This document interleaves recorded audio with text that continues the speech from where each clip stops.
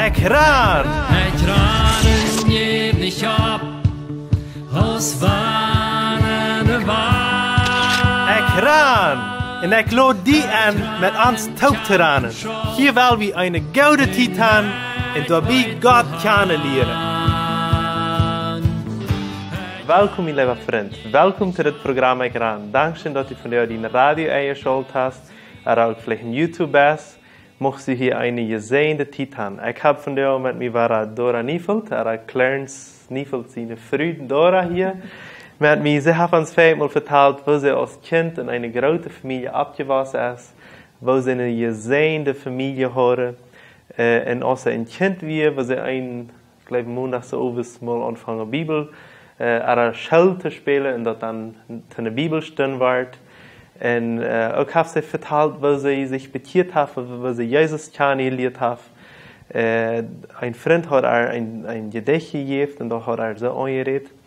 So, dann passiert es aber meistens darauf, als sie sich bekeert hat, dass die Gemeinde sich spülen hat, dass zwei gab. Und dann hat sie ein bisschen Verspätung und so wird gelesen, aber trotzdem bleibt sie stark im Herrn. Und ein Kampf für den Herrn und freut sich. Aber dann passiert was Großes. Du wirst ein Großes eigentlich, wo ihre Familie mit verwickelt wird. En dat was die ons vandaag wieder vertalen. So, Dora, kannst du uns einfach mal vertellen, wo wir das eigentlich? Dat eigenlijk weer zo, mijn broeder, die schafft op kilometer in de 80. En dan willen mijn Geschwister doorheen fahren. Da wir ein paar Geschwister, die befreit wären. Sie wollen ihre zwei Kinder mitnehmen. Und mein Bruder, seine Novia oder Freundin dann, die würde mitfahren. En daarna mijn zuster en haar novio. Dat wisten we al de ganze weg, dat ze varen willen. En mijn zuster met haar novio, wat met willen varen, die praat had mij de weg even, Dora, wist u niet met? En ik zei eigenlijk, nee, ik wil niet. En ze gaf niet bij. Zondagsmorgens, ik kon dat beeld nog zien. We hadden afscheid genomen en dan kwam ze dag nog eenmaal naar een venster en keek ze steeds en zei ze, Dora, dat is mij niet graag. Du vaart niet met en ik vaar met.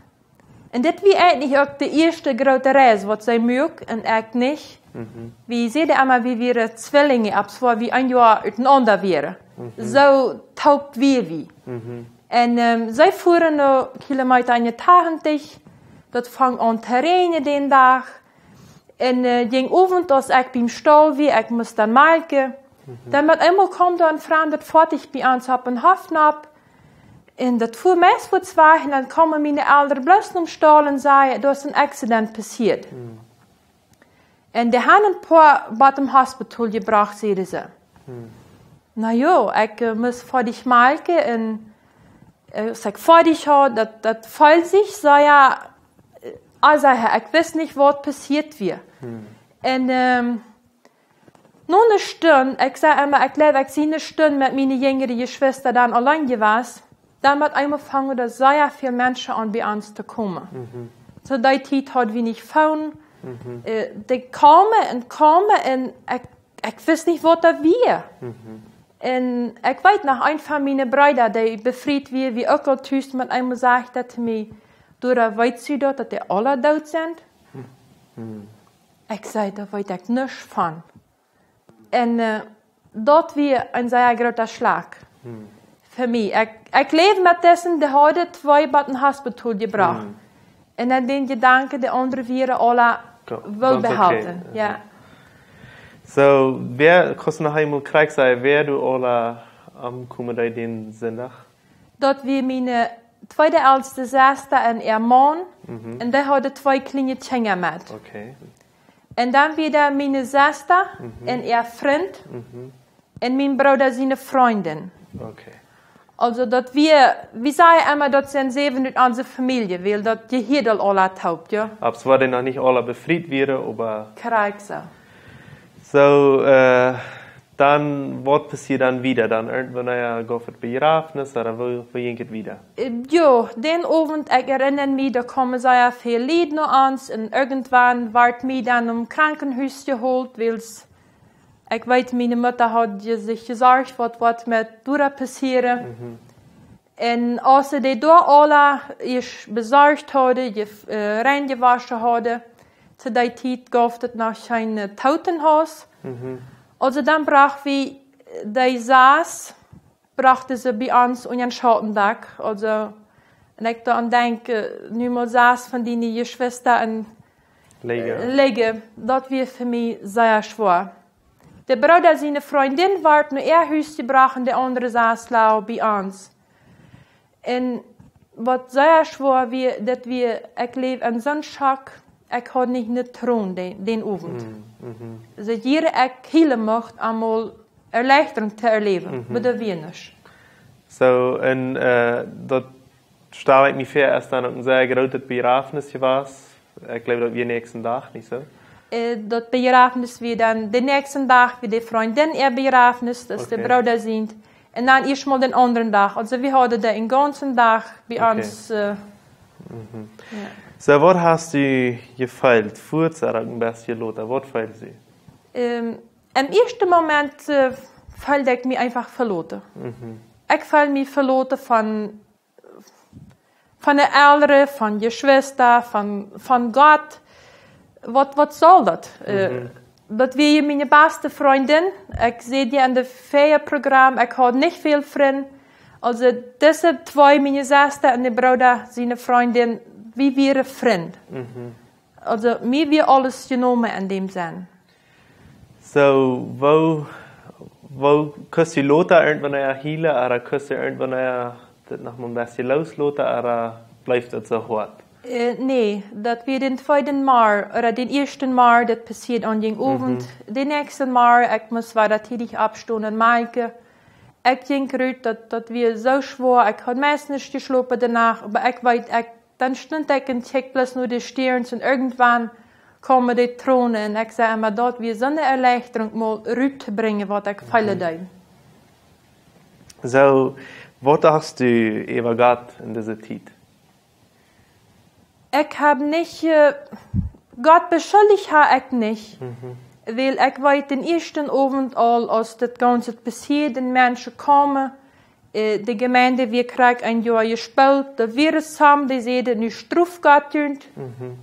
Und ich weiß, nach meinem Vater sagt, der mit den Hiob ernstnehmen, in der Bibel, der sagt, der Herr hat es gegeben, der Herr hat es genommen. Und dort war für mich so eine Haul, dass ich sage, meine Eltern, die nehmen das von Gott an, als von Gott, die hat es teilgelassen. Und daher habe ich nicht Gott beschuldigt, sondern das war für mich einfach, das ist, was Gott tut. Ja? Und wo reagierst du, wo wäre das vielleicht ein bisschen wieder nachher, was wäre deine Reaktion, Gedankenweise oder deine Gefühle? Ich habe wahrscheinlich viel mehr gedacht und gefühlt, ist, was ich im Moment mit zurückdenken kann. Aber ich weiß, ich schloss mich zu. Ich weiß, mir ist das sehr bewusst, jeder Trauer wird sehr persönlich verarbeitet und jeder eine Arbeit verarbeitet anders. Aber was ich tue, ich schloss mich zu. Ich weiß, meine Mama, als wir vom Begrafnishaus kommen, die will reden. Die fängt an zu reden, nein, das wird für ihr auch schwer, ja. Und wenn die davon reden, dann denke ich, apart an der Stufe und möchte das, weil ich will nicht davon reden. So, dort wir einfach deine Ort, was du vielleicht nicht unbedingt sehr kontrollieren kannst, aber was dort einfach so dort wir einfach deine Reaktion, würde einer so sagen. Aber wie war, glaube ich, das nächste Mal nach Meier hier, wo du mit den oberen Küssen, dass du vielleicht, ich hoffe, die waren Küsse abschließen. Aber ich glaube, wir werden nächstes Mal wieder darüber reden, wo du diesen Trühe und diese Schwierigkeit von oberen Küssen. Aber auch wieder einen Schluss merken, würde ich die Frau, was kostet du Jugendliche oder Ältere oder auch Kinder sein, was Trühe oder was wem Hand muss aufgeben, was kostet du an sein? Ja, zu dem würde ich einfach den Bibelvers mitgeben, was mir dann wird mitgegeben. wem der Herr läuft hat, der ist 60 heu. Den Vers wird mir den zweiten Abend mitgegeben. Und hat niemals daran gezweifelt, dass Gott mir nicht läuft. Für mich wird das so ein wichtiger Vers, dass Gott mir läuft hat. Also ich sehe an diesem Ganzen, ich halte mich immer an Gott, obwohl ich nicht weiß, was er damit will, oder woran er das Teil gelassen hat, aber ich halte mich fast an Gott und ich weiß, mit Gott seine Hand, wird wir dort merken können. Und dann würde ich dir auch wünschen, wenn du im Moment durch Trauer oder durch schwere Zeiten gehst, halt dich an Gott.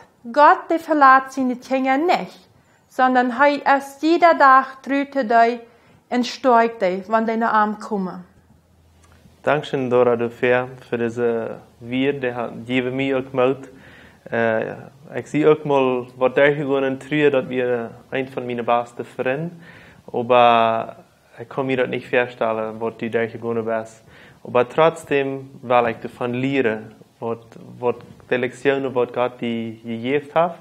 Und ich sehe als sehr froh, das nächste Programm zu hören, um dort auch lernen kann und hoffentlich auch die Leute zu hören. Dass wir viel lernen können von so einer harten Lektion, als dort durchgegangen ist. In so ein Leben, wo Gott durchgetragen hat. Das Scheine ist, dass Gott uns führen wird.